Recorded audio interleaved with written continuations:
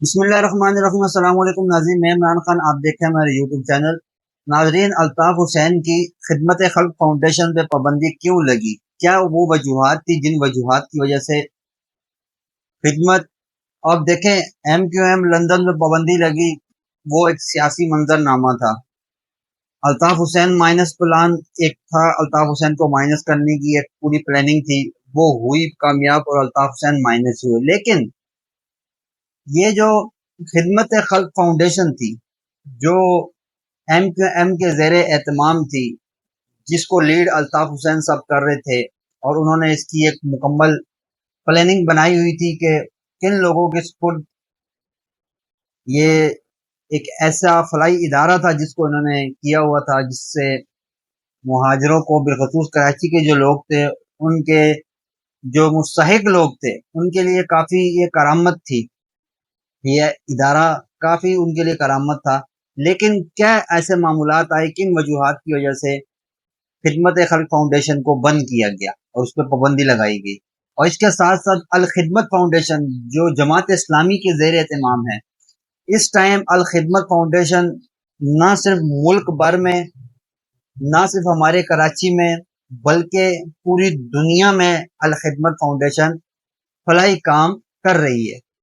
خاص طور پہ جو فلسطین کے اس ٹائم حالات ہیں، غزہ کے جو حالات ہیں اور رفح کے جو حالات ہیں، ان حالات میں جو سب سے زیادہ عوام الناس کی خدمت کرنے والا ایک فلاحی ادارہ ہے، وہ الخدمت فاؤنڈیشن ہے، جو کہ جماعت اسلامی کے زیر اہتمام ہے۔ اور اس نے ہمیشہ جب بھی کراچی میں، ملک بھر میں یا دنیا بھر میں، ترکی میں بھی جب زلزلہ آیا تھا، اور ترکی میں بھی الخدمت فاؤنڈیشن سب سے سر فہرست تھی امدادی کارروائی میں۔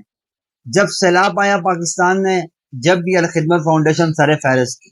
اسی طرح جب فلسطین میں اس طرح کے معاملات ہوئے تو الخدمت فاؤنڈیشن سر فہرست گئی۔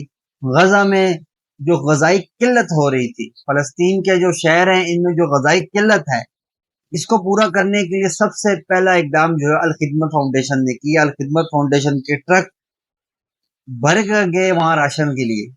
اور لیکن خدمت خلق فاؤنڈیشن جو الطاف حسین کے زیر اہتمام تھی، جو ایم کے زیر اہتمام تھی، اس پہ ایسا کیا ہوا، کن وجوہات سے اس کو بند کیا گیا؟ اور ایم کی جو کھالیں تھی، جو ایم عید الاضحیٰ کی کھالیں لیتی تھی، ان کھالوں کا ایم کے رہنما کیا کرتے تھے؟ ایم کے قائدین ان کھالوں کا کس طرح استعمال کرتے تھے اور کن چیزوں میں استعمال کرتے تھے؟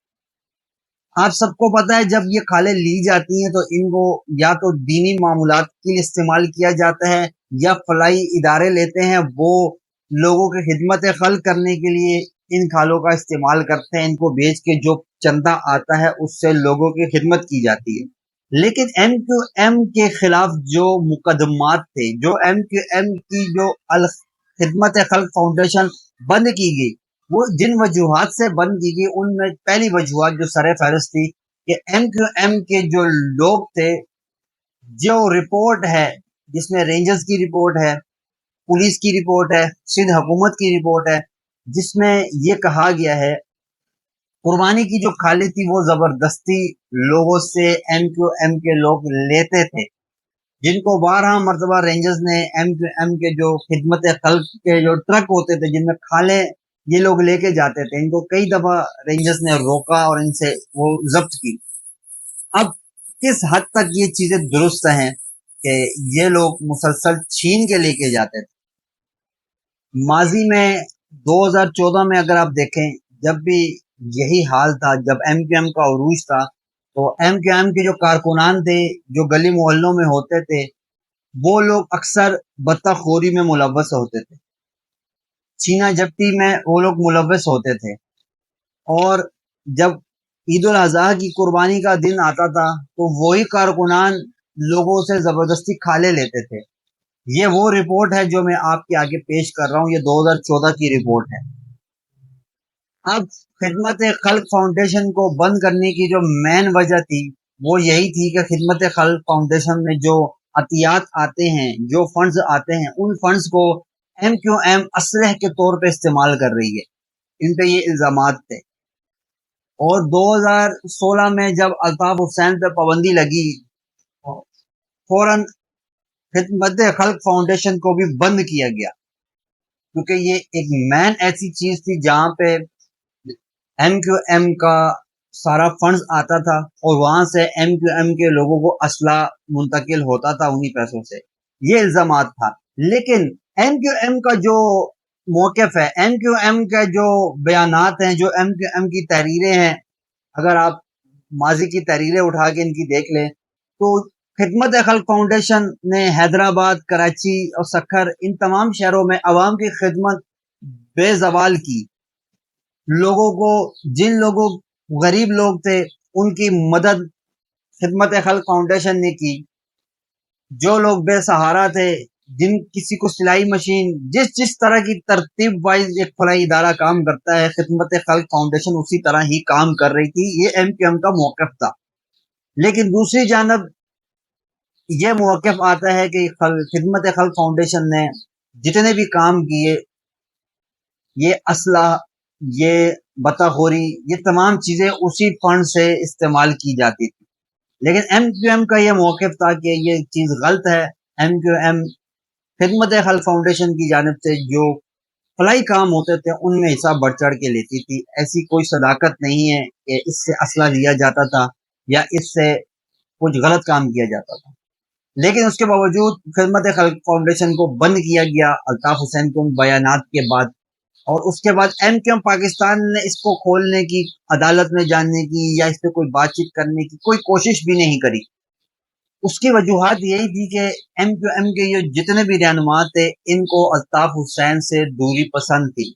ان لوگوں کی کوشش تھی کہ مائنس الطاف کسی صورت ہو۔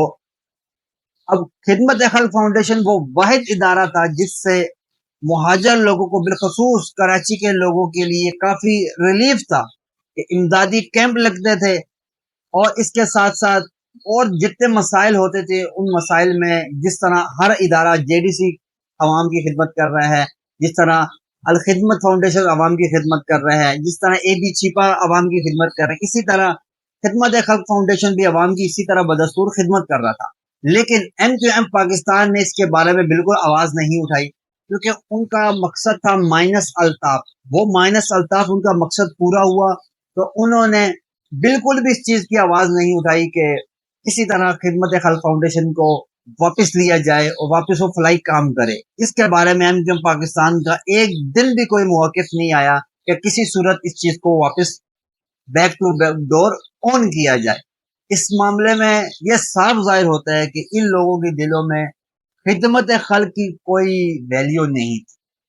اگر خدمت خلق کی دلوں میں کوئی ویلیو ہوتی تو یہ پاکستان تحریک انصاف کے ساتھ بھی ان کا اتحاد رہا، ان کا اپوزیشن اتحاد کے ساتھ بھی اتحاد رہا، اور آج پی ایم ایل این کی حکومت ہے اس کے ساتھ بھی ان کا اتحاد ہے، اور حکومت کا حصہ بنے۔ 2018 میں پاکستان تحریک انصاف کی حکومت کا حصہ ایم کیو ایم پاکستان بنی، اور 2022 میں جو اپوزیشن کی حکومت تھی، پی ڈی ایم کی حکومت، اس میں بھی یہ حصہ بنے، اور 2024 میں یہ اب پی ایم ایل این کا حصہ بنے ہیں۔ لیکن خدمت خلق فاؤنڈیشن کی اوپننگ کے بارے میں انہوں نے آج تک اسمبلی میں کوئی بات نہیں کری، اور خود مصطفیٰ کمال صاحب جو عدالتی کاروائی پہ جو رکاوٹ بنے، جو عدالت کے خلاف انہوں نے جو باتیں کی، وہ توہین عدالت کا کیس ان کے سر پہ منڈلانے لگا، اور جس بارے میں عدالت نے ان کو بلایا بھی تھا اور کل وہ گئے بھی تھے، اور اس کے بعد آ کے انہوں نے میڈیا سے بات چیت بھی کری اور انہوں نے اپنا موقف بھی دیا، اور غیر مشروط معافی بھی انہوں نے مانگ لی۔